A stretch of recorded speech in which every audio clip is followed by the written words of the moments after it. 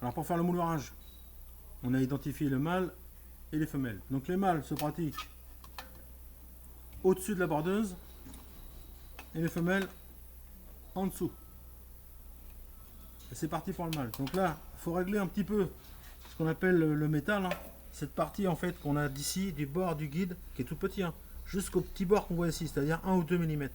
C'est le métal qu'on a besoin nécessaire pour l'assemblage. Donc ça, on le règle avec ça. C'est assez archaïque, mais c'est la seule solution. Donc là, vous voyez, vous mettez 1 mm ou 2 du bord.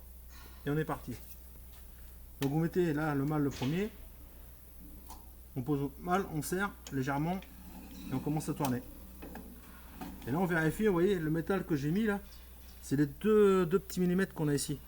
Du trait ici au bord de la tôle. Et c'est le métal nécessaire pour pouvoir assembler les deux.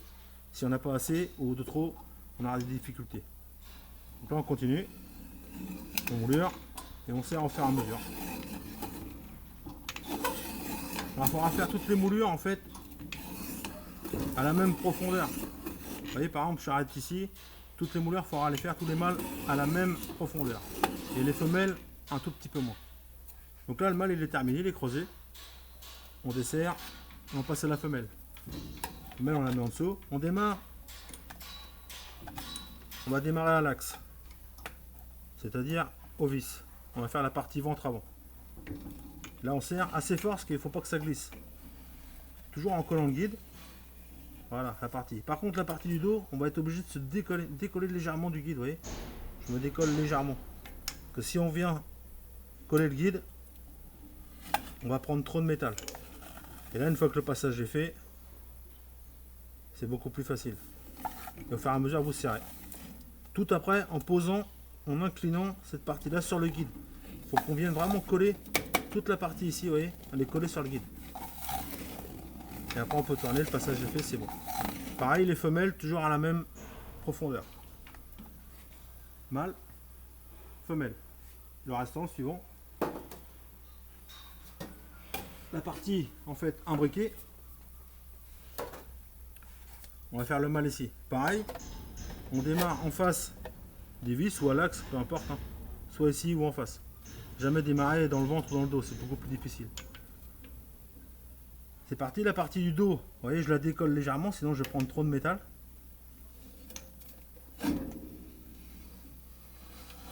Et la partie du ventre, on va pas trop la serrer, parce que vous voyez, ça fait une grosse inclinaison. On risque de casser la tôle. Ça va peut-être même casser, on verra bien. Normalement, non. On serre légèrement. Et voilà. Le mâle terminé. Ici, on va passer en femelle.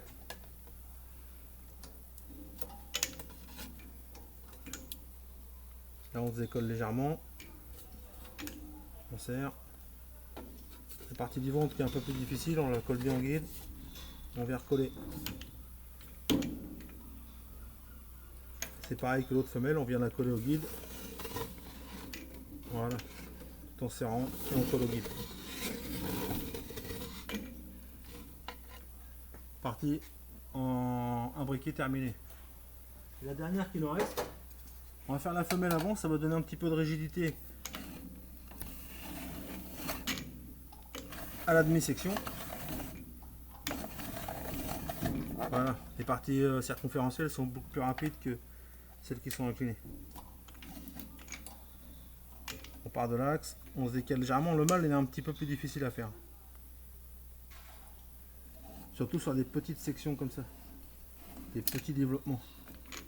En fait là le développement qu'on fait, c'est le plus petit développement qu'on peut faire dans l'isolation. C'est du 21-30, c'est le plus petit.